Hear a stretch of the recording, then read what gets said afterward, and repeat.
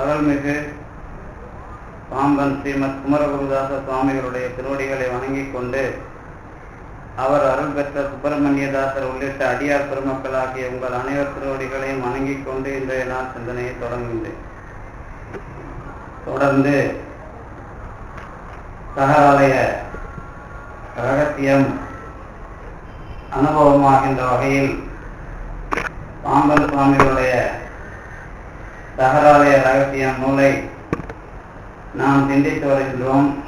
அதிலே முருகப்பெருமானுக்கு என்று பெயர்கள் எப்படி அமைகின்றன என்பதை பற்றி விளக்குகின்ற அடிப்படையில் முதலாக அமைந்த பெயரான குமாரன் என்கிற பெயரை பற்றிய விளக்கத்தை பாம்பன் சுவாமிகள் அமைக்கின்ற அந்த பகுதியை நாம் சிந்தித்து வருகின்றோம். 44ஆம் பாடலாக 2ஆம் காண்டத்தில் சுவாமிகள் அமைத்திருக்கின்ற அத்துவா எனும் ஆரையும் நீத்த ஓர் சுத்த வஸ்துவில் தோன்றலினால் அதை புத்திர பெயர் பூண்ட பிரான் என பத்தர் யாரும் பழித்திடுவார் அரோ என்று அமைக்கின்றார். அதைத் தொடர்ந்து 45வது பாடலில் இன்னவா மிளிரும் பொருட்கே இனும் பண்ணுவார் முருகன் சிவபாலன் என்று என்னை ஆள் அவன் ஏன் வழியின் விரல் மின்னும் பெற்றி விளக்கும் குமாரப்பேர் என்பதை 45வது பாடலாக அமைக்கின்றார். தொடர்ந்து 53ஆம் பாடல் வரை இது போன்ற விளக்கங்களை பெயர் அடிப்படையில் சுவாமிகள் விளக்குகின்றார். இந்த பெயரை கடவுளுக்கு விளக்குகின்ற காலத்தில் நீங்கள் ஒரு அடிப்படையை அமைத்துக் கொள்ள வேண்டும் என்பதாக நான் சுவாமிகளுடைய நூலை அடிப்படையாக வைத்துக் கொண்டு முன்னரே குறிப்பிட்டிருக்கிறேன். அதில் முக்கியமானது மந்திரம் என்பதாக வருகிற விஷயம் வேறு, பெயர் என்பதாக வருகிற விஷயம் வேறு.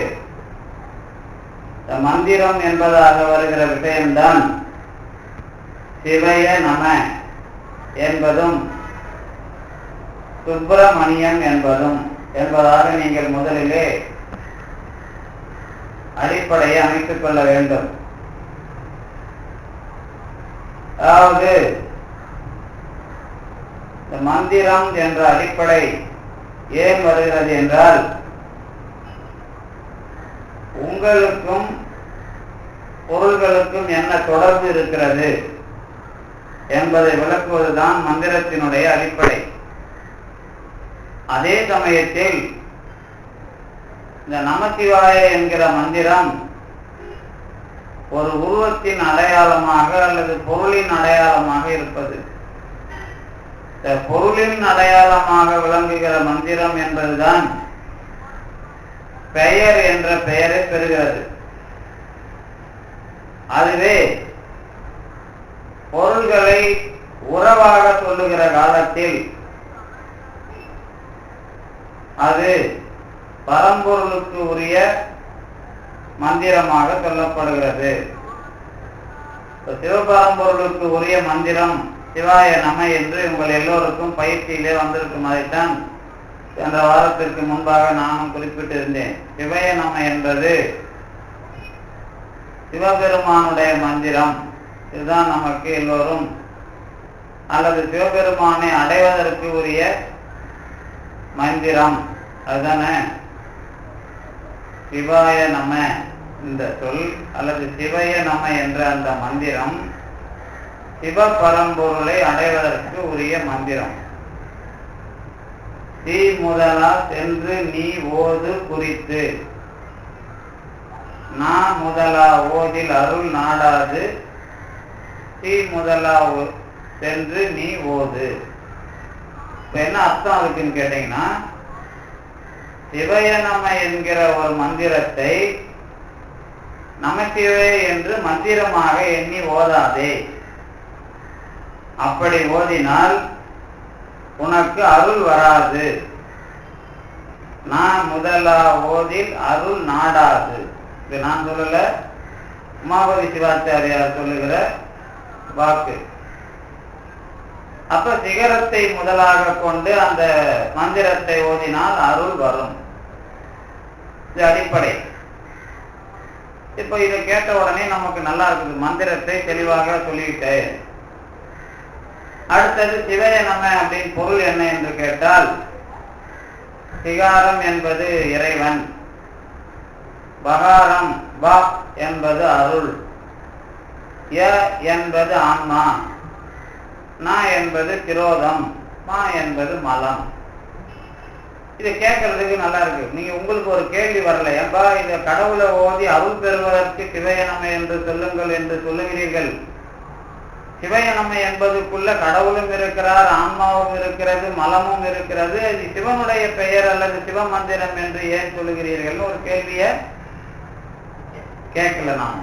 அது ஒரு பயம், பாவமா. ஏன்னா சிவயனம்ங்கிறத வாயால சொல்றதும் தப்புன்னு நமக்கு பழக்கத்துல இருக்குது, அதை மனசால நினைக்கணும்ன்றதுலாம் இருக்குது. அப்ப இதுக்கு என்ன, இது மரபா சொல்றது அப்படின்னு வந்தா, ஆமா முதல்ல சிவயனம்ங்கிறத உச்சரிக்கணும் ஸ்தூலமாக, அதுக்கப்புறம் தொண்டை வரைக்கும் உச்சரிக்கணும், அதாவது சத்தம் வெளியே கேட்காம உச்சரிக்கணும், அதுக்கப்புறம் தொண்டையிலேயே நிறுத்தணும். ஸ்தூலம், வைகரி, தூக்குமம், இப்படிலாம் உங்களுக்கு அது பேர் இருப்பாங்க. அதாவது மந்திரத்தை சொல்லுகிற முறையிலேயே நீங்க நினைக்கிறது தான் ஆற்றல் அதிகம் அப்படின்லாம் சொல்லி கொடுப்பாங்க. வாயால சொல்லிட்டா அதுக்கு ஆற்றல் பவர் குறைவு.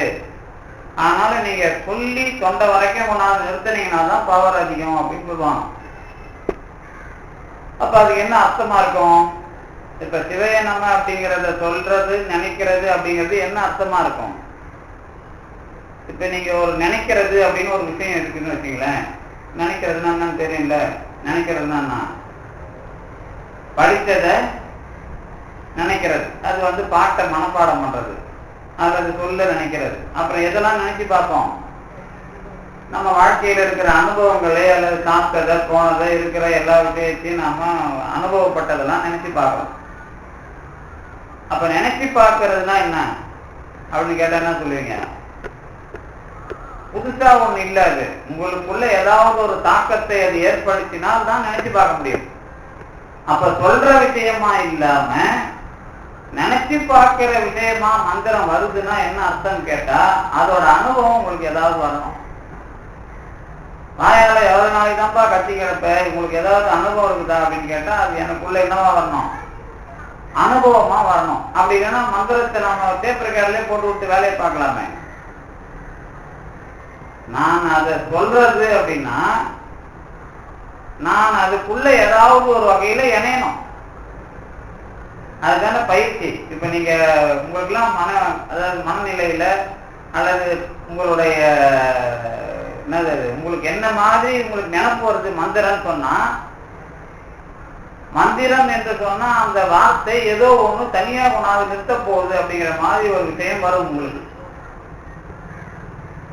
ஏதோ ஒண்ணு கொண்டாந்து நிறுத்துது அப்படின்னு நீங்க அந்த மாதிரி வறட்சியா சொல்லிக்கிட்டே இருப்பீங்களா?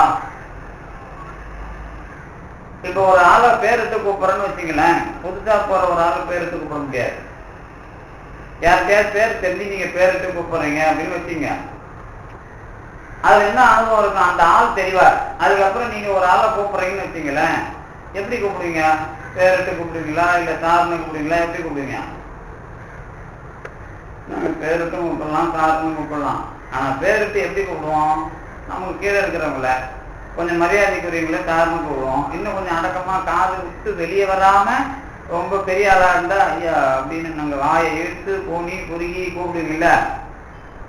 இப்ப அந்த பேரு கூப்பிடுறதுலே எவ்வளவு விஷயம் மாறுது. இப்ப மந்திரத்துல அப்படி மாறணும்.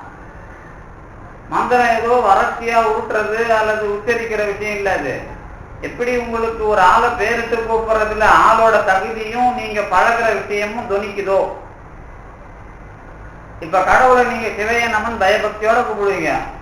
நம்ம சுந்தரர் பாணியில பைத்தியமேன்னு கூப்பிடுவோம், நான் யமனேன்னு கூப்பிடுவோம் திருநாவுக்கரசர் பாணியில, என்ன சித்து பையனேன்னு கூப்பிடுவோம் திருஞான சம்பந்தர் பாணியில. என்ன சொல்றது இருக்கு? அவன் கூட அவ்வளோ நான் பழகிறேன், அதனால நான் எப்ப வேணாலும் திட்டுவேன் கடவுளை. உங்களுக்கு தான் வந்தது, உங்களுக்கு பயமா இருக்குது கடவுளை அமாயமா சொன்னாலே பயமா இருக்குது, எங்க நம்மளை தண்டிச்சிருவாரோன்ட்டு. நான் தண்டிக்க மாட்டார், அப்படிப்பட்ட ஆள் இல்லைன்னு எனக்கு தெரியுது. நீங்க பழகிறாள் அப்படி, நான் பழகிறாள் நான் பழகி பார்த்தா தெரியுது அவர் ரொம்ப நல்லவர்னு. நீங்க பழகாமலே பயந்துட்டு இருந்தா அப்படித்தான் பயந்துன்னு கடவுளே சாமி தப்பு தவறாம் பூ ஆரம்பிங்க, நம்ம அப்படி சொல்ல மாட்டோம். இப்ப அந்த மாதிரி தான் மந்திரம் சொல்றதும். ஏதோ மந்திரம் மந்திரம் மந்திரம்னா ஏதோ நான் பிளாஸ்டிக் மூலையில போட்டு தனியா உருவிட்டு இருக்கிறோம், அதெல்லாம் ஒண்ணும் கிடையாது. அதுக்குள்ள உங்களுக்கு அதை ஏன் சொல்றோம், எதனால சொல்றோம், அதுக்குள்ள உங்களுக்கு என்ன மாதிரி தன்மை விளைகிறது அப்படின்னு சொல்லிட்டு பார்க்கணும். உடனே நீங்க உட்காந்த மூலாதாரத்துல ஏழு மந்திரம் சொல்லினே இருந்தான்னு சொன்னா அப்படிலாம் நீங்க சொல்றத கேட்டுக்கிறேன், யாரும் சொல்லி எழுப்பினதா எனக்கு தெரியலப்பா. இங்க இருக்கிற யாராவது மந்திரத்தை சொல்லி எழுப்பினீங்க? எழுப்புறதுங்கிறது என்னன்னா அந்த ஒளியை நீங்க அடக்கிற, அதாவது மந்திரத்தை திருமூலர் இந்த மாதிரி ஆளுங்க சொல்றதை வச்சு நீங்க பார்த்தீங்கன்னா அது இன்னொரு கலை. ஒண்ணு மூச்சு காத்து, அதோட அளவு ஒண்ணு இருக்குது. உள்ள இழுக்கிறது ஒரு அளவு, தம் கட்டுறது ஒரு அளவு, வெளியே விடுறது ஒரு அளவு. இதுக்கு ஏற்ற மாதிரி மந்திரம் சொல்லணும். சிவையை நம்ம இழுக்கிற போது சொல்லும் போது தம் கட்டும் போது அதை 8 எழுத்து ஆக்கணும். ஒரு உதாரணத்துக்கு இப்ப நீங்க மந்திரம் சொல்றீங்க அப்படின்னா அவ்வளவு நேரம் அதை மூச்சு காத்த நிறுத்துறதுக்கு அந்த மந்திரம் உதவும்.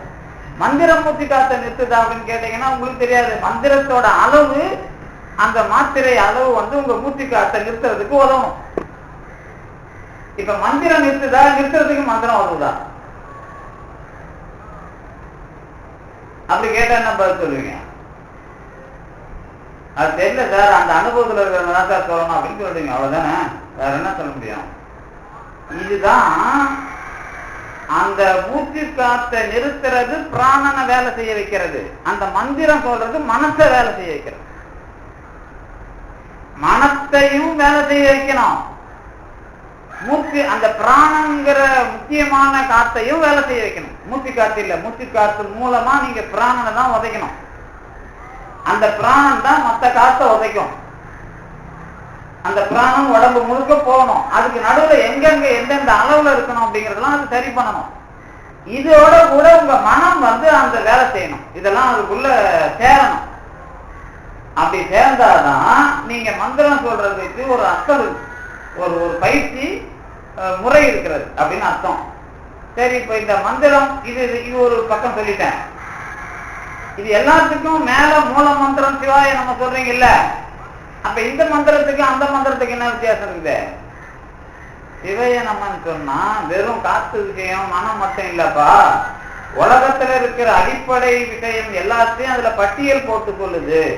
கடவுள் யாரு, அருள்னா என்ன, ஆன்மானா என்ன, ஆணவம்னா என்ன, மறைப்புனா என்ன அப்படிங்கறதுலாம் அதுக்குள்ள இருக்குது. அப்படின்னா என்ன அர்த்தம்? படிக்கிறது மட்டும் இல்லாது, நான் செய்யற வேலையில எந்த வேலை எனக்கு சரியா இருக்குது அப்படிங்கிறத நான் அதுக்குள்ள பார்க்கணும். எனக்கு ஆணவத்துல வேலை செய்யறேன்னா, அருள்ல வேலை செய்யறேன்னா, கடவுளை வச்சுக்கிட்டு வேலை செய்யறாங்கிறத அதுல காட்டணும். அப்பதான் சிவையை நம்ம சொல்றேன்னு அர்த்தம். அப்படி இல்லைன்னா நீங்க கோயில் சுத்தும்போது ஓம் நம சிவாய காதுல ஒரு ஓலம் வருது இல்லை, அந்த மாதிரிதான் இருக்கும் கடைசி வரைக்கும். ஓலம் தான் அதெல்லாம். எது இந்த சுத்தும் போதுதான் ஓம் நம சிவாய ஒன்று ஒதுக்கி இதுல பேப்பர் காட்டை போட்டு விட்டு அதெல்லாம் ஓலம், அது மந்திரம் கிடையாது. ஓலம்னா தெரியுதுல்ல, பூவுறதுன்னு அர்த்தம். அப்ப நீங்க அதை பத்தி நமக்கு பிரச்சனை இல்லை. அதாவது மந்திரம் சொன்னா அதுக்குள்ள மனம் என்பது எந்த அனுபவத்தை பெறுகிறது அப்படிங்கிறதுக்கான அடையாளம் இருக்கணும். அதுல உயர்ந்ததுதான் சிவைய நம்ம. அதுல என்ன தெரிஞ்சுது கடைசியான்னு கேட்டா, இந்த உலகத்துல இருக்கிற எல்லா விஷயமும் என்னன்னு தெரிஞ்சுது. எதுல? சிவைய நம்மங்கிறது. தெரிஞ்ச பிறகு எனக்கு என்ன அனுபவம் இருக்குது அப்படின்னு சொல்ல வர்றப்பதான் அதுக்கு பேர் சுப்பிரமணியன் சொன்னோம். அந்த அனுபவம் தான் ஆனந்தம், வெளி, ஒளி அப்படின்னு. ஞானம், ஆனந்தம், இடம், நாம கலக்கிற இடம், இதெல்லாம் அதுக்குள்ள நாம சுப்பிரமணியம்ங்கிறதுல படிச்சோம். இப்ப இந்த ரெண்டுத்துல என்ன தெரிஞ்சுது? பொருளும் அனுபவமாக இந்த மந்திரத்தின் மூலமாக நமக்கு விளக்கங்கள் அமைந்தன. அதோட அது முடிஞ்சுது. அதுக்கப்புறம் நம்ம இப்ப படிக்கிறோம் பாருங்க, இந்த அத்துவா அப்படிங்கிறதுக்கு முருகனை வச்சு நாம் அத்துவா வடிவம் படிக்கிறோம். சிவனை வச்சு படிச்சது என்னது? நமசிவாயங்கிற உருவம். நீங்க யாரும் இதோட இப்படி சேர்த்து படிச்சிருக்க மாட்டீங்க. சிவபெருமானை வைத்து நாம் படித்த வடிவம் எது? உடம்பை எப்படி பார்ப்பது, அதுதான் நமசிவாய என்ற வடிவம். உடம்புக்கான பெயர். உடம்பு என்கிற ஒன்று எப்படி இருக்கிறது என்று கேட்டால், நகாரம் கால், மகாரம் வயிறு, சிகாரம் தோல், வகாரம் தலை, யகாரம் முடி. இப்படி ஒரு உருவமாக இந்த மனித உருவமாக காட்சி தந்து பிறப்பிலே இறுதி பிறப்பை, அதாவது பிறப்புல இறுதி பிறப்புனா என்ன? மனித பிறப்பினுடைய வடிவம் தான் இறுதி வடிவம். பேய் வடிவத்துக்கு என்ன வடிவம்? இப்ப பேயா சுத்துறாங்கன்னு வச்சுக்கலாம், அவங்களுக்கு என்ன வடிவம்? இந்த மனித பிறப்பை வச்சுதான் அந்த வடிவம். பேய்க்குன்னு தனியா வடிவம் கொடுக்கல. இப்ப மனிதர்கள் இருந்திருக்கிறாங்கல்ல, அந்த வடிவம் தான் அவங்களுக்கு பார்க்கிற மாதிரி இருக்கும். நீங்க கண்ணால கையால தொடர மாதிரி இருக்காது. உங்க கண்ணுக்கு தெரியலாம், அது வேற. கண்ணுக்கு தெரியறவங்களுக்கு அது பார்க்கிற மாதிரி இருக்கும். எப்படி இருக்கும்? எந்த உருவத்துல அது மனித பிறப்புல இருந்ததோ அதே உருவத்துல இருக்கும். இதுதான் பேயோட வடிவம். நீங்க பேய வேற மாதிரி பார்த்துக்கிறீங்க யாராவது? அதுக்கு கொஞ்சம் வித்தியாசமா நீங்க பயத்துல சொல்றது அதெல்லாம் வேற. ஆனா அது அது வந்து அந்த ஏதாவது ஒரு மனித பிறப்பு எடுத்த அந்த உயிரினுடைய அந்த உடம்பு தான் அது பேயா இருக்கும்போது பயன்படும் அந்த வடிவம். இப்ப நீங்க மனித பிறப்புங்கிற உடல் அடையாளம் தான் எதோட அடையாளம்? பிறப்பு வகையில் அச்சு. அந்த அச்சு தான் இறுதி அச்சு. இப்ப நாம இந்த பிறப்புல இப்படி மனுஷனா போந்திருக்கோம், போன பிறப்புல நமக்கு எப்படி உடம்பு இருக்குது நமக்கு தெரியாது. அது என்னது? அது அதுவும் மனித பிறப்பு தான். இதே லட்சணம் அதுல இருந்துதான் எனக்கு தெரியாது. இதுக்கு பேர் அச்சு, மனித அச்சு. சரிதானே? மனித அச்சுல 2 அச்சு இருக்குது. ஒன்னு ஆண், இன்னொன்னு பெண். அவ்வளவுதான். இந்த பிறப்புக்குள்ள அதாவது புல்லிலிருந்து பறவை, பாம்பு, அப்புறம் விலங்கு எல்லாத்தையும் கடந்து இறுதி அச்சு வந்து மனித அச்சு. இந்த அச்சுக்கு பிறகு நீங்க வேற அச்சை பார்க்கல. இன்னும் சயின்ஸ்ல இன்னும் எதுவும் கண்டுபிடிக்கல. நாம வேற அச்சுக்கு மாறுற மாதிரி ஐடியா இல்லைல்ல. வேற ஏதாவது அச்சுல போகலாம் ஐடியா இருக்குங்களா? இப்ப நீங்க உடனே இன்னொரு கேள்வி வந்துடும். இங்க இருக்கிற எல்லாருக்கும் வழக்கம் போல ஒரு புரிஞ்சிக்கிற விஷயம் ஒண்ணு இருக்கும். மனித பிறப்புக்கு பிறகு வேறு விலங்கு முதலான பிறப்பதற்கு வாய்ப்பு உண்டா இல்லையா? பிறக்கலாம், பிறக்க கூடாது. ஒரு பட்டிமன்றம் வச்சுன்னு இருப்பாங்க இந்த தத்துவவாதி. அதை பத்தி இப்ப எனக்கு வேலை இல்லை. ஆனா பிறப்பு அடையாளத்துல மனித அடையாளம். இப்ப உடனே சித்தர்கள்லாம் அந்த வடிவமைச்சானா அவங்க மனித அடையாளத்துல இருந்து அவங்க எடுத்துக்கலாம். அது வேற விஷயம். நமக்கு வினைப்படி, எதுப்படி? வினைப்படி மனித பிறப்பு எடுத்தவன் அதற்கு பிறகு நாயாக போன்னு நீங்க தப்பிச்சாலும் அவன் நாயா போக மாட்டான். அச்சு, மனித அச்சு வந்த பிறகு வேற அச்சு வராது. ஒருவேளை இப்போ முனிவர் சாபம் கொடுத்து அவன் நாயா வரான்னா அது தொடர்ச்சியான அச்சு கிடையாது. அது அவரால் உண்டாக்கப்படுகிற அச்சு. அது அதாவது சட்டம் அப்படிங்கிறது இதுதான். இன்னும் இந்த சட்டத்திலேயே நிக்கிறவனா நான் பேசுறேன் அப்படின்னா வாதத்துக்கு வேணா இப்படி சொல்லுவேன். நாயா பிறக்கணும் ஒரு முனிவர் சாபம் கொடுத்தாலும் அவன் மனுஷனா பிறந்து நாய் மாதிரி அலைவான்பா அப்படின்னு சொல்லுவேன். கொஞ்சம் அட்வான்ஸா சொல்ல முடியும் என்னால. ஆனா அது சொல்லணும்னு அவசியம் கிடையாது. வலிஞ்சி சொல்லணும்னு அவசியம் இல்லை. அவர் சித்தர் நாயா பிறக்க வைக்கிறதுக்கு சாபம் கொடுத்தா அதை கடவுள் எடுத்து செஞ்சுதான். அதை பத்தி நமக்கு ஒன்றும் பிரச்சனை இல்லை. ஆனா சித்தருக்கு நாயா பிறகு சாபம்லாம் கொடுக்க மாட்டாங்க. நான் எனக்கு தெரிஞ்சு எந்த சித்தரும் கொடுக்கல. நாம இந்த கதையில படிக்கிற சித்தர்கள் தான் கொடுத்துருக்குறாங்க. எனக்கு தெரிஞ்சு சித்தர்கள் கோவப்படுறதுங்கிறதே கிடையாது. ஏன்னா சித்தர்கள் ஆன பிறகு அவங்க கோவப்படுறாங்களாங்கிறது தான் கடவுள் வைக்கிற டெஸ்டே அவங்களுக்கு. நாம எஞ்சி வருது அது வேற சார். சித்தர்களே கோவப்படுறாங்களாங்கிறது தான் அவன் கடவுள் அவங்களுக்கு வைக்கிற டெஸ்ட். அவங்க கோவப்படுற மாதிரி காட்டுற மாதிரி பயப்படுற மாதிரி தெரியுமே தவிர கோவப்பட்டதா நமக்கு தெரியாது. எனக்கு தெரியலப்பா, உங்களுக்கு ஒன்றும் உங்க அனுபவத்துல தெரிஞ்சுக்கலாம். ஏன்னா ஆனா இன்னொரு ரகசியமும் இல்ல. அவங்களா அதனாலதான் நல்லவன் கெட்டவன் எல்லாரும் அங்க சுத்துறது. இப்ப இப்ப நமக்கு தெரியும் கெட்டவனை பார்த்தா கோபம் வரும், நல்லவனை பார்த்தா சரின்னும். ஆனா கெட்டவனையும் அவங்க ஏன் சுத்த விடுறாங்கன்னா அவங்களுக்கு கோபப்படக்கூடாது, அவங்க எல்லாரையும் சமமா கடவுள் மாதிரி பார்க்கணும். அந்த தகுதியை அவங்க அடையறாங்களா அப்படிங்கறதும் அதுல முக்கியம். எதுல மேல்நிலைக்கு போறவங்களுக்கு. இப்ப நம்ம விஷயத்துல அப்படி கிடையாது. இப்ப பாம்பனாரெல்லாம் அப்படி இல்லை, அவர் கொள்கையை வச்சுக்கிட்டு பாக்குறவர். அவர்கிட்ட ஒரு மீட்டர் ஸ்கேல் இருக்கும், ஆனா அதுவே வள்ளலார்கிட்ட அந்த ஸ்கேல் இருக்காது. ஏன்னா வள்ளலாருக்கு அவரைக்கே ஒரு ஸ்கேல் வச்சிருவான் கடவுள். இவங்க கையில ஸ்கேல் குடுத்துருவான், யார் கையில? பாம்பனார் கையில. ஏன்னா அவர் ஒரு கொள்கையை வச்சுக்கிட்டு உங்களை அளக்கணும். ஆனா வள்ளலாருக்கு என்ன பண்ணிடுவான்னா ஸ்கேல் அவர் கையில கொடுக்க மாட்டான், அவரே ஸ்கேல் ஆக்கிடுவான். அது ஏன்னு கேக்குறீங்களா? அவரை கொள்கையை அடையாளம் காட்டுறதுக்கு வச்சுட்டான். இவங்க கொள்கையை இவங்கதான் அடையாளப்படுத்துறாங்க. அவர் எப்படின்னு கேட்டீங்கன்னா அவர் அந்த கொள்கையை அவருக்கு ஜெயிக்கிறாரா அதுலன்னு கடவுள் பாக்குறான். இப்ப பாம்பனாருக்கு அப்படி இல்லை, கொள்கையை கையில கொடுத்து நீ அதை எப்படி பாக்குறானுங்க இந்த உலகத்துல பாருப்பா அப்படின்னு அர்த்தம். அவருக்கு அப்படி இல்லை, அவரு கொள்கையில எந்த அளவுக்கு நிக்கிறாருன்னு அவரை பார்ப்பான். ஏன் அப்படின்னா அவர் கொள்கை ஒரு முழுமையான ஒரு புதுமையா அவரால் நிலைநிறுத்தப்பட வேண்டிய கொள்கை. இப்ப நம்ம பாம்பன் சாமியும் ஒரு கொள்கையை சொல்றாரு, அந்த கொள்கைக்கு அத்தியாவசியமா சுத்தாத்வைத வைதிக சைவ சித்தாந்தன் ஏன் பேர் கொடுக்குறோம்? எவனுக்கும் பார்க்க தெரியல, அதனால ஒழுங்கா பாக்குற ஆளாது வர இப்படிதான் பாக்கணும்பா அப்படின்னு பாக்குறதுக்கு கத்து கொடுக்குறாரு. அவர் அப்படி இல்லை, அவர் அந்த கருணைங்கிற விஷயமா எவ்வளவு முழுமையா ஒரு ஆள் இருக்கணும் அப்படிங்கிறதுக்கு அவரே அதுல ஆயுதம் கடவுளுக்கு. ஆனா பாம்பனாரும் ஆயுதத்தை கையில வச்சிருப்பாங்க, அதனால தண்டிக்கவும் செய்வாங்க. புரியுதா உங்களுக்கு இடைவெளி? ஏன்னா உடனே நீங்க குறை வந்துடும், பாம்பனார் தண்டிச்சிருக்கிறாரப்பா, அவர் கோபம் வந்திருக்குதப்பா அப்படின்னு நீங்க ஒரு கேள்வி கேட்பீங்க சொல்றதுன்னு எனக்கு தெரியும். அப்ப அதுக்கு நான் பதில் சொல்ல வேணாமா? பதில் அதுல சொல்றதா இல்லையானது இல்லை, அதுதான் அந்த மெத்தடாலஜி. கடவுள் ஒரு எல்லாத்துக்குள்ளேயும் ஒரு முறை வச்சிருப்பார். முறை வச்சிருக்கிறாரா இல்லையா? முறை தெரியும் உங்களுக்கு. அதனாலதான் கடவுளை ரொம்ப தெளிவா நீங்க புரிஞ்சுக்கிறதுக்கு முயற்சி பண்றது அப்படிங்கிறது அதுலதான் இருக்கும். ஏன்னா கடவுள் இருக்கிறாருன்னு நீங்க சொல்ற ஆரம்பிச்சு அது சொல்லிதானே. கடவுளை பத்தி சும்மா மெத்தனமா படிக்கிறவனுக்கு, ஆராய்ச்சி பண்றவனுக்கு, தத்துவம் படிக்கிறவனுக்கு அது வேலை இல்லை. இருக்கிற பாட்டை சொல்லி கொடுத்துட்டு 4 பாட்டை காயில் வாங்கி கோயில போட்டுன்னு போயிட்டே இருப்பான். அவன் இங்க இங்க ஒண்ணு பேசிட்டு வழியில போண்டா கடிச்சு வாங்கி சாப்பிட்டு அப்புறம் சட்னி தனியா கட்டினா வாயில் ஊட்டின்னு போயிடுவான். உங்களுக்கு புரியுதா நான் என்ன சொல்றேன்ட்டு? சட்னி கிடைக்கினாலும் பரவாயில்ல, போண்டாவை முதல்ல சாப்பிடுவோம், அப்புறம் ஏன்னா சட்னி கிடைச்சு அதை வாங்கி வேலை ஊட்டி போடுவோம். அந்த மாதிரி குழப்பு நடத்துறவங்க இருக்கிறாங்க. அதை பத்தி நமக்கு பிரச்சனை இல்லை. நான் சொல்றது அந்த அனுபவம் இப்படிதான் அப்படின்னு சொல்லணும். அப்ப மற்றதை பத்தி நமக்கு கவலை இல்லை. நமக்கு என்ன அப்படின்னா இருக்கிறார் அப்படின்னு சொல்ற இடத்துக்கு வந்துருக்கீங்க. அதுதானே சமாஜ நிலையத்தோட வேலை.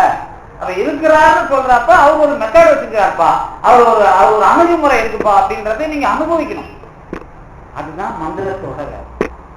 மந்திரம் அப்பதான் வேலை செய்யும். ஏதோ மந்திரம் வேலை செய்யுது இல்லை. அது பழகும் போது அணுகுமுறையில அது வேலை செய்யறதுதான் இப்ப நாம சொல்றதுலாம். அதுலதான் இந்த உடம்புல பழகுகிறவனுக்கு தான் நமசிவாயன்னு தெரியும்.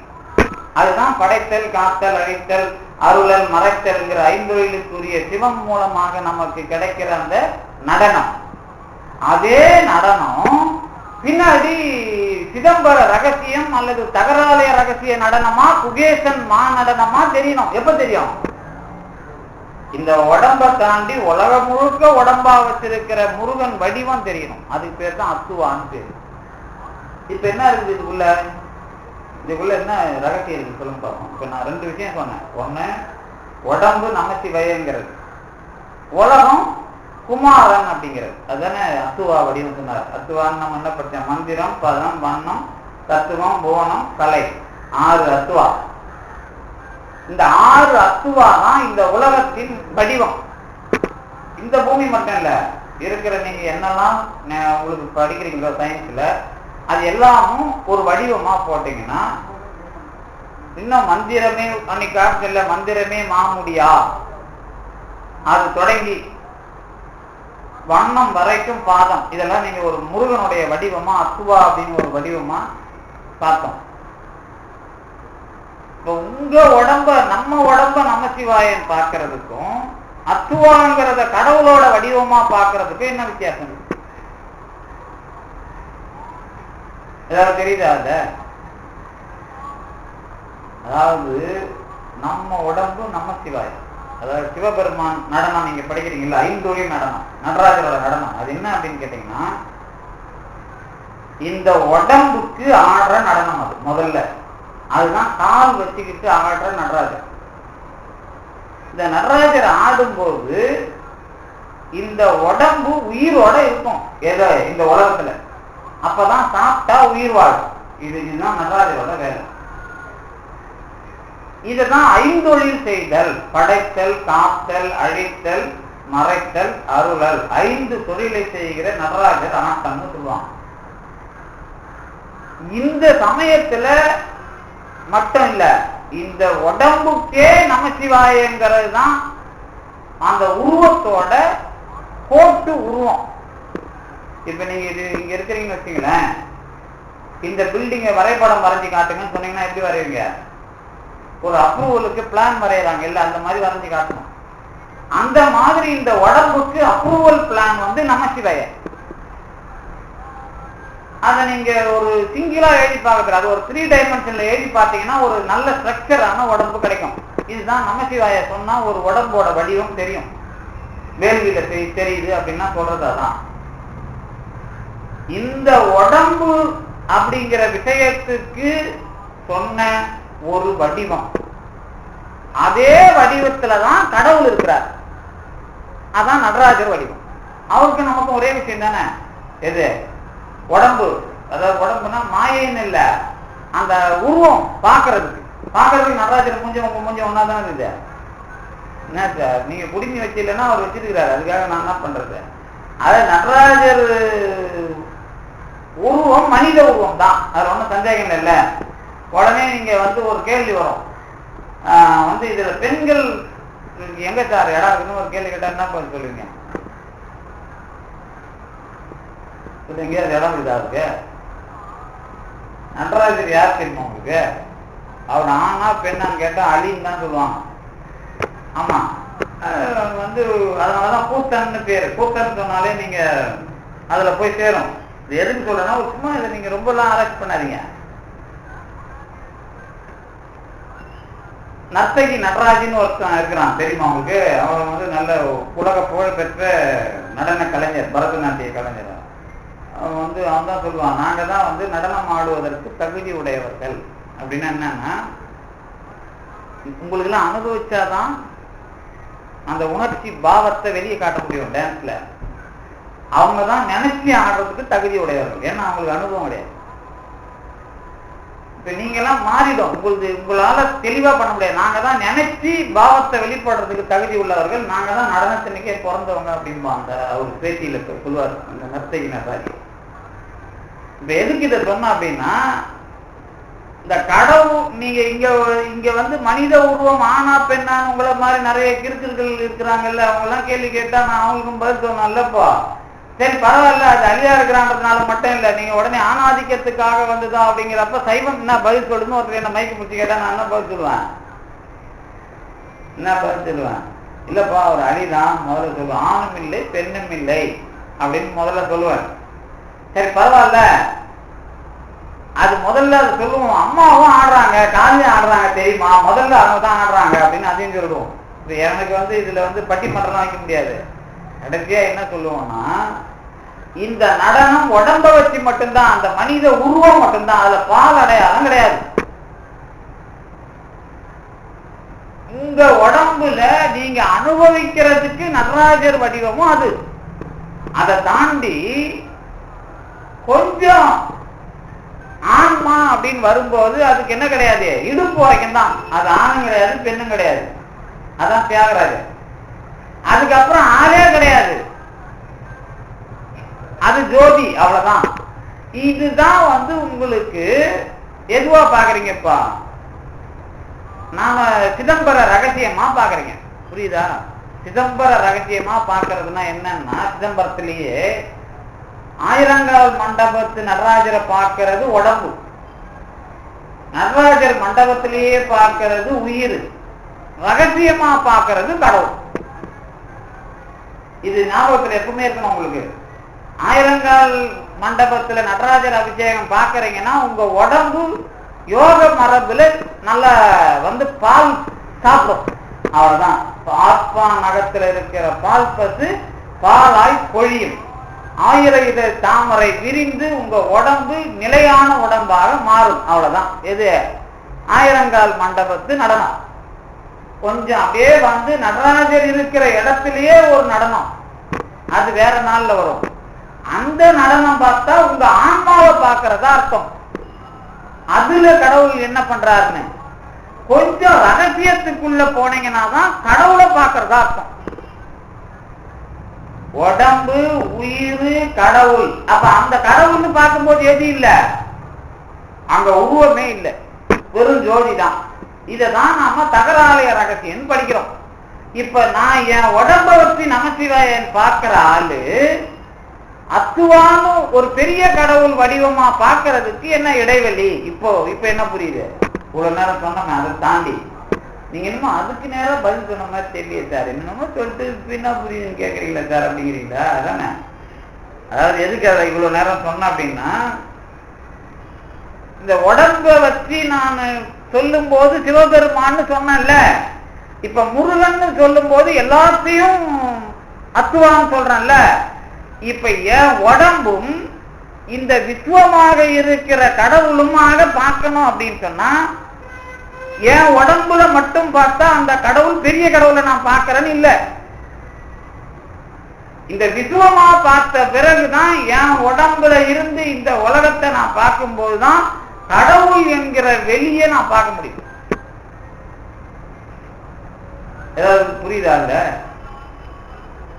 அத்துவா அப்படின்னா இந்த பிரபஞ்சம் மட்டும் இல்ல, நீங்க இந்த யூனிவர்ஸ், அண்டம், பேரண்டம் என்னென்னலாம் படிக்கிறீங்களோ, உங்களை தாண்டி என்னென்னலாம் இருக்குதோ, முருகப்பெருமானுடைய தலைமுடி மந்திரம், திருவடி தத்துவம், இப்படி வச்சுங்க. இதுதான் அத்துவா வடிவம்னு குமரகுருபரர் பாங்க. இது எல்லாத்தையும் நீங்க எதுவா சொல்றீங்க? குமாரன் என்கிற பேருக்கு உரிய வடிவம். குமார பேர் அப்படி முருகனுக்கு வருது அப்படின்னா இப்ப என்ன பேரு? குமார சிவன் அல்லது சிவகுமாரன் அப்படி வச்சுங்களேன். ஏன் அப்படி வருது? இப்ப அந்த மாதிரி ஒரு உருவத்தை ஏன் காட்டுறாங்க? ஏன் அதுக்கு ஒரு பேர் அப்படி வச்சிருக்கிறாங்க? வச்சு நமக்கு விளக்குற. இவருக்கு முன்னாடி குமரகுருபரர் சொல்லிட்டார், ஆகமத்திலேயே இந்த விஷயம் வருது. ஆனா ஒரு கடவுளோட வடிவமா அதை சொல்லல. இவங்க தான் அந்த குமரகுருபரர் தான் ஒரு வடிவமா ஒரு அடையாளப்படுத்துறார். அதுதான் பாம்பன் சுவாமியும் எடுத்து வச்சு எழுதுறாரு. இப்ப சிவபெருமானுடைய வடிவம்னு சொல்லும் போது நீங்க ஏதாவது அப்படி படிச்சிருக்கீங்களா? நல்லா பார்க்கணும். விசுவரூபம் அப்படிங்கிறது இது கிடையாது. போன வாரம் தெளிவா சொன்னேன். விசுவரூபம்னா உலகமாக தெரிகிற கடவுள். அத கண்ணன் காட்டினார் அப்படின்னு நீங்க பாரதத்தெல்லாம் படிச்சிருப்பீங்க. அது இல்லை.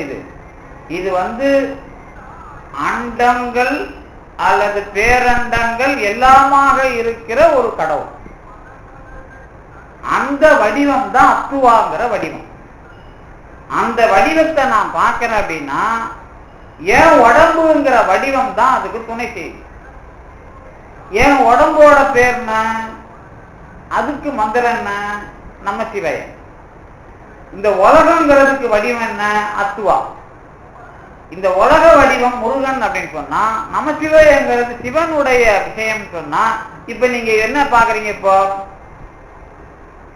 இந்த படைத்தல் காத்தல் தொழிலால் நம்மளவில் நாம் தெரிந்து கொண்ட தெய்வம் உலக அளவில் தெரியும் பொழுது எதுவாக தெரிகிறது? பெரிய கடவுளாக தெரிகிறது. அவ்வளவுதான். ரொம்ப எளிமையா. இப்ப இதுல என்ன முடிவுக்கு வர்றீங்க? இப்போ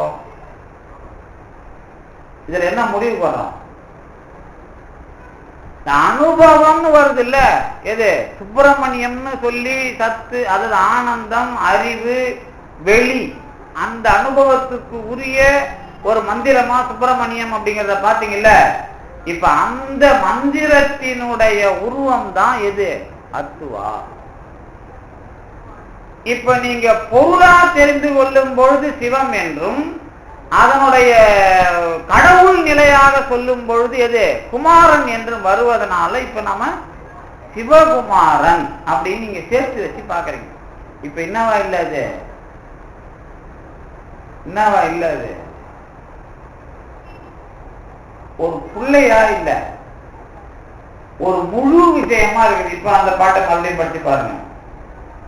அத்துவாயனும் ஆரையும் நீட்ட ஓர் சுத்த வத்துவில் தோன்றலினால் அதை புத்திர பெயர் பூண்ட பிரான் என மகன் அல்லது குமாரன் என்ற பெயரை பெற்ற கடவுள். குமாரன் அப்படின்ன உடனே நீங்க புள்ளன்னு நினைக்காதீங்கப்பா. அப்படின்னா என்ன, அந்த பெயரால் சொல்லப்பட்டது பெரிய விஷயம் அல்லது முழுமையான கடவுள் தன்மை அப்படிங்கிறத நீங்க புரிந்து கொள்ள வேண்டும். அப்படிங்கறதுதான் குமாரன் அப்படிங்கிறதுக்கான விளக்கமா சாமி சொல்ற. பாம்பன் சாமி மட்டும் இல்ல, குமரகுருவரும் அதை சொல்றார். உங்களுக்கு என்ன மனநிலை சிக்கல்னு கேட்டீங்கன்னா, குமாரன் அப்படிங்கிற பேரை புள்ளன்னு கேட்டுதான் உங்களுக்கு பழக்கமாயிருக்கு. குமாரன்கிற சொல்லு சிவம், அதாவது அதாவது நமசிவயம் அப்படிங்கிற சொல்லுக்கு முழுமையை தருகிற சொல் அப்படின்னு நீங்க பாத்துக்கணும். அவ்வளவுதான். நமசிவய என்கிற சொல் சிவம் என்பதனுடைய உருவம், குமாரன் என்பது அத்துவா என்பதனுடைய உருவம். இதுல என்ன புல்ல அப்பா இருக்குது உங்களுக்கு? குமாரன் என்று பிள்ளையாக சொல்லப்பட்ட பெயர்னு அர்த்தம். அவ்வளவுதான். பிள்ளைங்கிறது அர்த்தம் இல்ல. பிள்ளை என்பதாக சொல்லப்படுகிற குமாரன் என்ற பெயர் எதை குறித்தது என்று கேட்டால் முழுமையான ஒரு வடிவத்தை குறித்தது. அதுவே நமசிவய என்ற சொல் எதை குறித்தது என்று கேட்டால் உன்னை, அதாவது உன்னுடைய உடம்பை குறித்தது. ஏன் அதுல இருந்து இதுக்கு வருது அப்படின்னு கேட்டா, நீ உன்னுடைய உடம்பு அளவில் தான் எது பொருளாக உன்னை அடையாளப்படுத்தினாய். நீ இருந்து கொண்டு பொருளை வேறு வேறாக பார்த்தாய். இப்போ நீ வேற தனியா இல்லாத மாதிரி இந்த முழுமையில கலந்தேன்னு சொன்னா அதுதான் எது பிரம்மபுர அனுபவம் அல்லது தகராலய அனுபவம். அதுதான் அம்மா பொருள் ஒன்றும் அறிந்திலனே அப்படின்னு சொல்றதுக்கு உள்ள இடம். பின்னாடி அருணகிரிநாதர் நமக்கு சொன்ன அம்மா பொருள் ஒன்றும் அறிந்திலனேன்னு சொல்றது, இதை தாண்டி ஒன்றும் இல்லை, வெளிக்கு உள்வெளி கடத்தல்னு சொல்றது, இதெல்லாம் வரும். நான் இருக்கிறத தாண்டி இன்னொரு பொருள் எனக்கு தெரியக்கூடாது.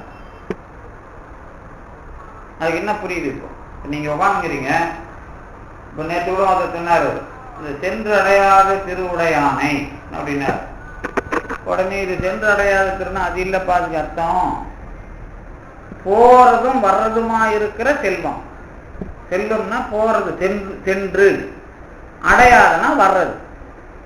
போறதும் வர்றதும் இல்லாத செல்வம் அப்படின்னு ஒரு செல்வம்.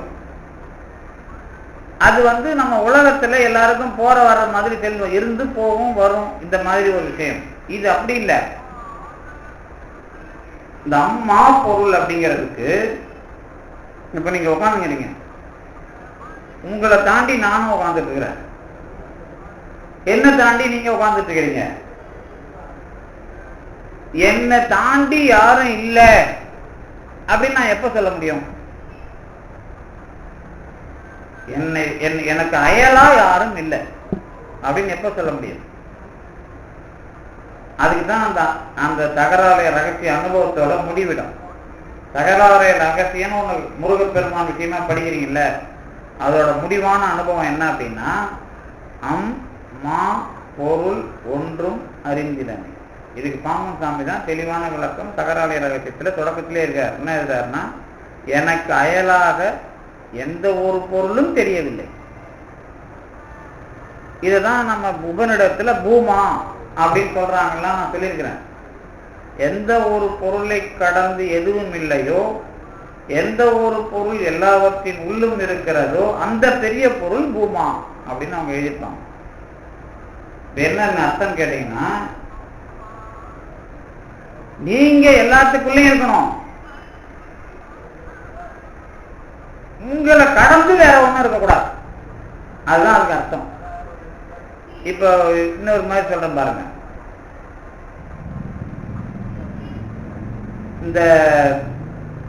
இந்த கடவுள் அனுபவமா இந்த விஷயத்தை முடிவுக்கு கொண்டு வரும்போது, நான் எல்லாத்துக்குள்ளேயும் இருக்கிறேன், எல்லாம் எனக்குள்ள இருக்கு, இதுதான் அதோட அர்த்தம். அதுல ஒண்ணும் நீங்க கொஞ்சம் கூட அந்த வார்த்தை புரியலன்னா அதுக்கு நான் ஒண்ணும் பண்ண முடியாது. இதுதான் அத்துவா வடிவம். இந்த இடத்துக்கு போனா இந்த மாதிரி இப்ப நீங்க கடவுள் அப்படிங்கிறவரை ஒரு ஆகாயம் வெளின்னு படிச்சிருப்பீங்க, அருவம் வெளி, அதுக்கு எல்லை நமக்கு தெரியாது. கடவுளோட எல்லை நமக்கு தெரியாது அப்படின்னா என்ன அர்த்தம் அப்படின்னு கேட்டீங்கன்னா, இந்த முடிகிற இடம் தெரியாது. முடிகிற இடம்னா இப்ப ஆகாயமா இருக்குது, ஒரு முடிகிற இடம் ஒண்ணு இருக்குது இல்ல, இந்த முடிகிற இடம் நமக்கு தெரியாது. இந்த முடிகிற இடத்தை தான் நாம எதுவா சொல்றோம்னா இப்போ தத்துவம் இதெல்லாம் சொல்றோம். இப்ப நீங்க இருக்கிறீங்கல்ல, உங்களுக்கு தத்துவம்னு ஒண்ணு இருக்குது. தத்துவம்னா என்னன்னா கருவிகள்.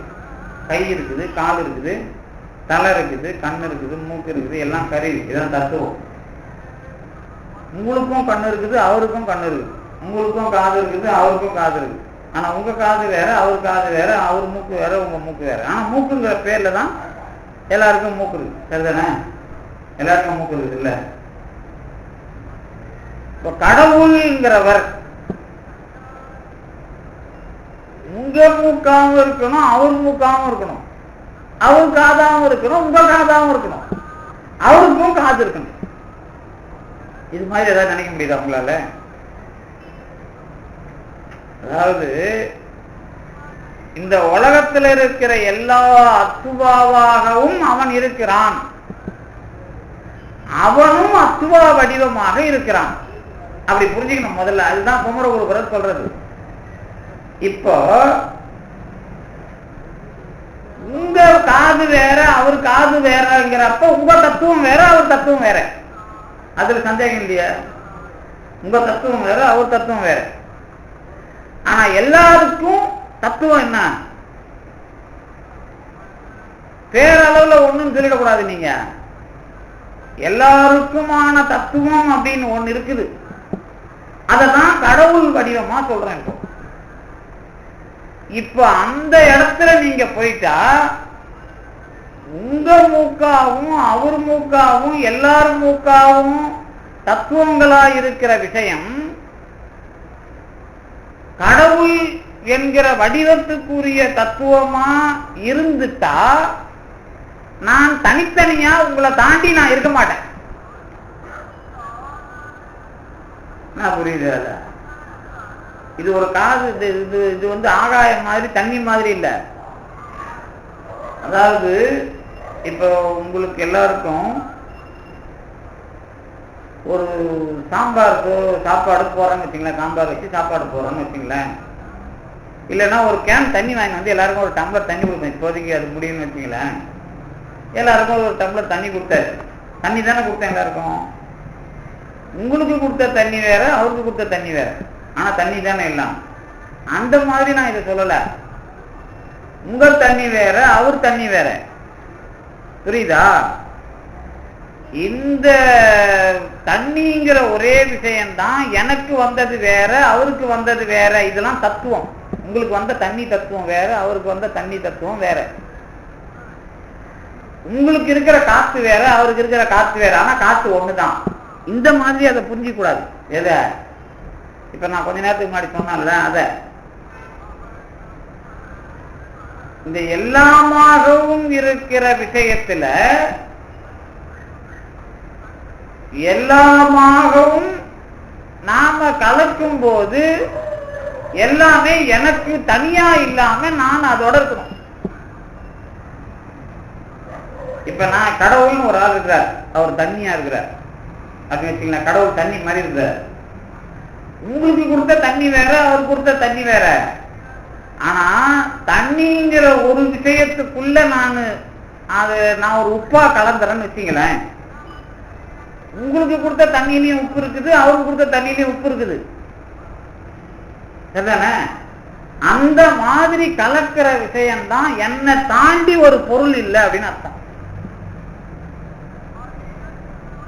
இதுதான் நாம இந்த கடவுள் அனுபவத்துல முடிவா சொல்றது. இதுலதான் விளக்குறதுல எல்லாருக்குமே குழப்பம் வருது. இத இந்த முடிவான அனுபவத்தை விளக்குறதுலதான் இந்த கடவுளும் ஆன்மாவும் கலந்து பெறுகிற அந்த அனுபவத்துக்கு உரிய இடம் தான் ஒரு முழுமையான கடவுளுக்கு சொல்ற வடிவம்.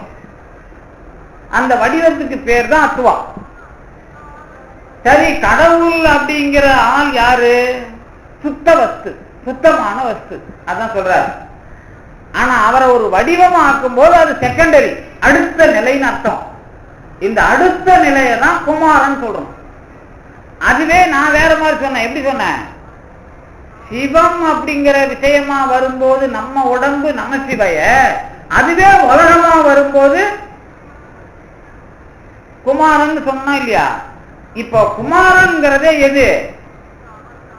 எதை வச்சு பாம்பன் சாமி சொல்றாரு?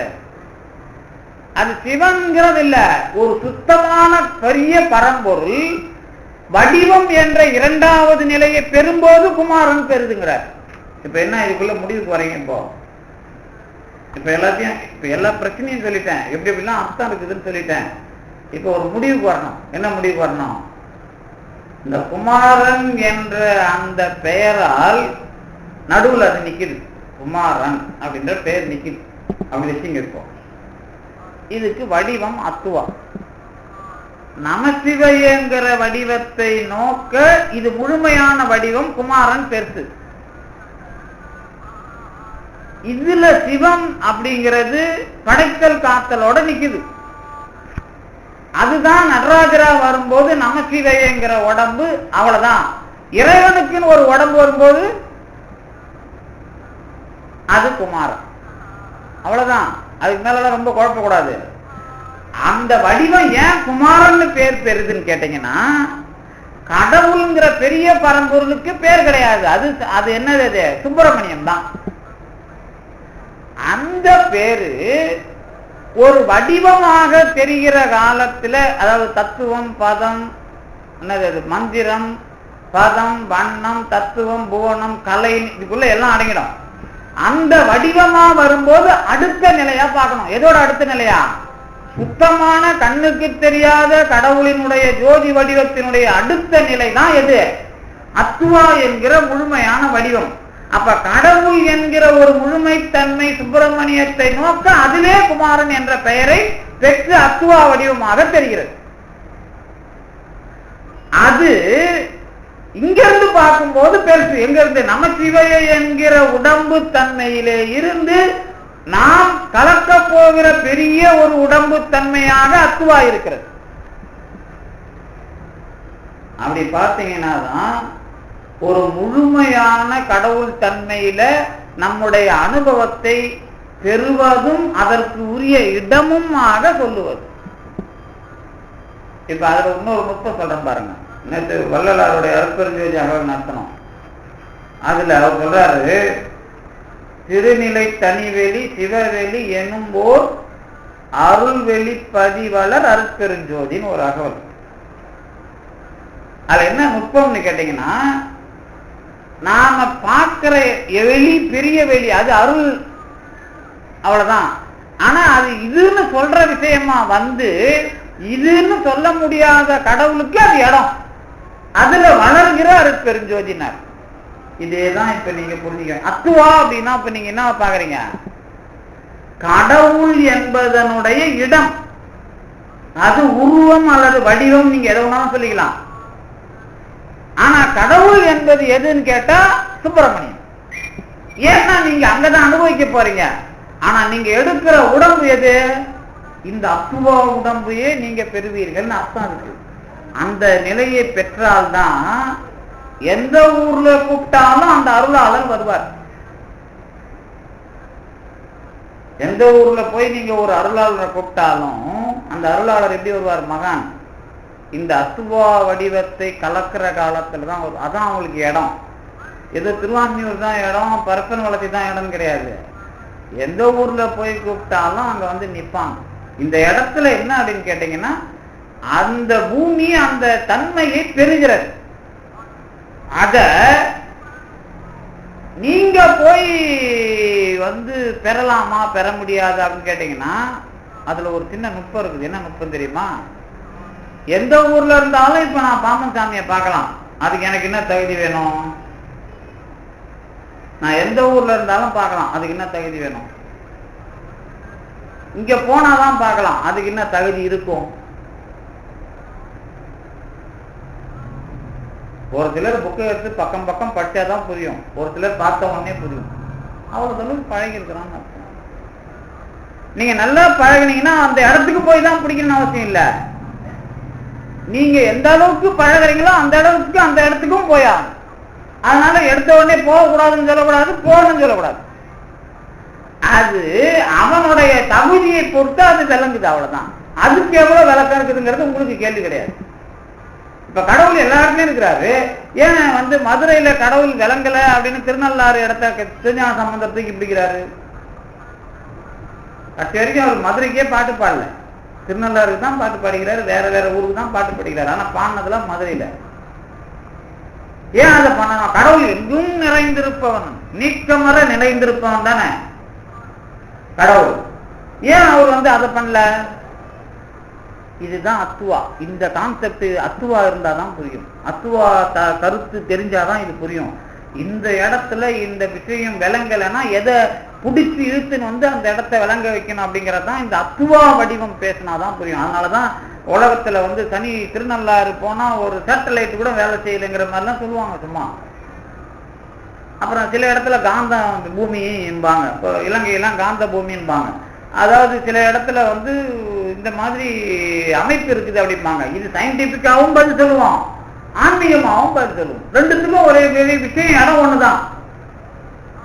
இடம் ஒண்ணுதான், அதை பத்தி நமக்கு ஒன்றும் கவலை இல்லை. நீங்க அறிவியல் பூர்வமா சொன்னா அப்படிதான் அது இருக்கும்,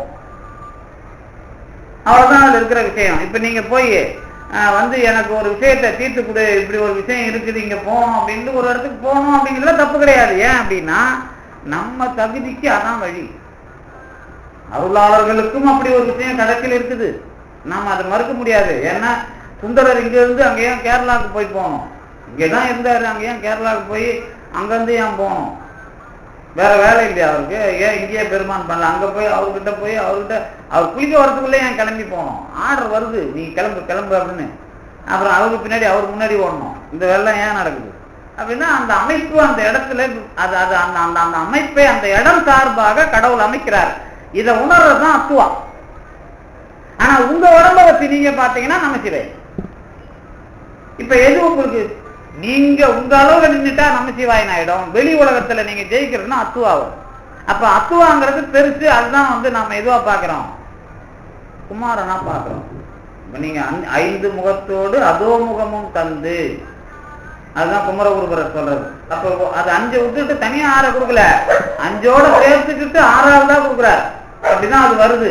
இப்ப இங்க வந்து உங்களுக்கு 5 முகம், ஏன் வந்து முருகப்பெருமானுக்கு 6 முகத்தை கையில கொடுத்து அப்புறம் ஏன் 6 வேலை கையில கொடுக்கல, ஒரு வேலையை கையில கொடுத்தாங்க? அது 6 தனித்தனியா பிடிச்சிருக்குது. அப்புறம் ஏன் அதெல்லாம் பண்ணுது? அப்புறம் ஏன் வந்து இன்னும் நிறைய கேள்வி அதில் கேட்கலாம். அருளாளர்கள்லாம் கேட்கறாங்க, நான் மட்டும் என்ன கேட்கறது? இந்த மாதிரி கற்பனையா கேட்கறதுலாம் இப்ப எனக்கு வேலை இல்லை. விஷயம் என்ன அப்படின்னா, அதாவது 6 முகமான பொருள் நீ அருளல் வேண்டும் கேட்கிறாரா இல்லையா? கேட்கிறாரு. என்ன 6 முகமான? அவரே கேட்கிறாரு, நீங்க என்ன சொல்றதுங்கிறீங்களா? அதாவது வந்து இந்த வடிவம் அப்படிங்கிறதுக்கான ஒரு இலக்கணம் இருக்குல்ல, அதை புரிஞ்சிக்கணும் அப்படின்னா இந்த அத்துவாவுக்கு வராம புரியாது. 6 முகம்னா அத்துவா வடிவம் தான், அது சேர்ந்ததுதான் முருகன். 5ன்னு வந்துட்டா படைத்தல், காத்தல், அழித்தல், மறைத்தல், அந்த உடம்போட நின்று போகுது. மொத்த உலகமும் வரணும்னா 6 முகமும் வரணும். அப்ப அத்துவா வந்தாதான் இந்த கனெக்ஷன் கரெக்டா, இந்த உடம்பும் உலகமும் இணையறது அப்படின்னு வரும். அப்பதான் மரணமில்லா பெருவாழ்வு பேச முடியும், அதுக்கு முன்னாடி பேச முடியாது. அப்ப ஏன் அது வருது? அப்ப எல்லாம் அந்த அதுதான் வந்து தகராலை ரகசியம். அதுக்குள்ள இந்த ஏன் இது இங்க கொண்டாந்து சொல்லணும் அப்படின்னா, குமாரன் என்கிற பெயர் அத்துவா வடிவத்துக்கான பெயர். அது பெரிய பரம்பொருள் அல்லது சுப்பிரமணியம் என்கிற பெயரால் ஆனந்தத்தையும் வெளியையும் ஒளியையும் அனுபவமாக தருகிற அந்த கடவுள் சுத்தவத்து தன்னுடைய நிலையிலே இருந்து இந்த உலக வடிவமாக தெரிவது அத்துவா. புரியுதா? அது நம்முடைய உடம்பு என்கிற நமசிவாய வடிவத்தை கடந்து கடவுள் வடிவத்தை அடைவதற்கு உரிய இடம். அதுல சேர்ந்தாதான் நம்ம நமசிவாய உடம்பே நின்று விளங்கும். அப்பதான் அது மகான்கள் இந்த உடம்புல இருந்து அதுக்குள்ள கலந்தாதான் அவங்க உடம்போடையே வர முடியும். அந்த மந்திரம், அந்த பதம், அந்த வண்ணம் அது வேலை செய்யும். ஏன் இப்போ அருளாளர்கள் பெயரே மந்திரம் ஆகுது? சிவையை நம்ம மந்திரம் தான் பெற்று இல்ல, அதுக்கு ஏன் திருநாவுக்கரசுன்னு மந்திரம் வருது? அப்புறம் ஏன் சுந்தரர்னு ஒரு மந்திரம் வருது? உங்களுக்கு தெரியும்ல, சுந்தரருடைய பெயரை ஓதியே அருள் பெறுகிறார் ஒரு நாயன்மார். திருநாவுக்கரசர் பெயரை ஓதியே அப்பூதியடிகள் அருள் பெறுகிறார். திருஞான சம்பந்தர் பெயரை ஓதியும் அருள் பெறுகிறார்கள். அப்ப மந்திரம் கடவுளுடைய மந்திரத்தை தாண்டி அடியார்களுடைய மந்திரம் எப்படி வந்தது? எப்படி வந்து கேள்வியா கேட்டா போவது சொல்லிக்கினே இருந்தா ஒன்றும் வரமாட்டேங்க. இப்ப என்ன வருது? அந்த அத்துவாவுக்குள்ள இந்த நமசிவைய போனா அவங்க பேர்ல கடவுள் வடிவம் வரும் அவங்களுக்கு. இதுதான் சயின்டிபிக்கா சொல்றது. அறிவியெல்லாம் புரிஞ்சுக்கிறதுனா என்னன்னா, அத்துவானா என்ன? நம்ம தத்துவம், நம்ம வண்ணம், நம்ம உடம்புக்குள்ள பேரு, நம்ம கலை, இது அப்படியே ஒரு வடிவமா அந்த கடவுள் வடிவத்துல கலக்கும் போது அந்த பேரும் என் விஷயமும் மந்திரமாயிடும், என் விஷயமும் நிற்கும். இதுதான் அருளாளர்கள் பெற்றது. அப்ப அவங்க சேர்ந்தது எங்க? குமார பெயர் உள்ள கடவுள் இடத்துலதான் சேர்றாங்கன்னு அர்த்தம். அப்படி இல்லைன்னா அது வராது. அது குமார பேர்னு சொல்லாம அத்துவா வடிவம் சொல்லிட்டு போங்க, அதை பத்தி கவலை இல்லை. அது எல்லாத்துக்கும் மூலம்தான் சுப்பிரமணியம். இப்ப நீங்க நல்லா இருக்கணும். எதுல இருக்கணும்? சிவய நம என்பது பொருள் அடையாளம், இருப்பு. சுப்பிரமணியம் என்பது அனுபவ தன்மை. இதற்கு உரிய இடம் அத்துவா, இதற்கு உரிய பொருள் நமசிவய. நமசிவய அத்துவாவில் கலந்தால் தகராலை அனுபவத்தின் மூலமாக அந்த இருப்பு அனுபவம் விளங்கும். இதுதான் தகராலை ரகசியமாக முடிவான அனுபவமாக நமக்கு அடையாளம் காட்டப்படுகிறது அப்படின்னு அதுக்குள்ள நீங்க வரணும். அதுதான் இதனுடைய அடிப்படை என்பதை சொல்லி இந்த அளவிற்கு தந்து நிறுத்திய திருவருளுக்கும் குருவர்களுக்கும் நன்றி.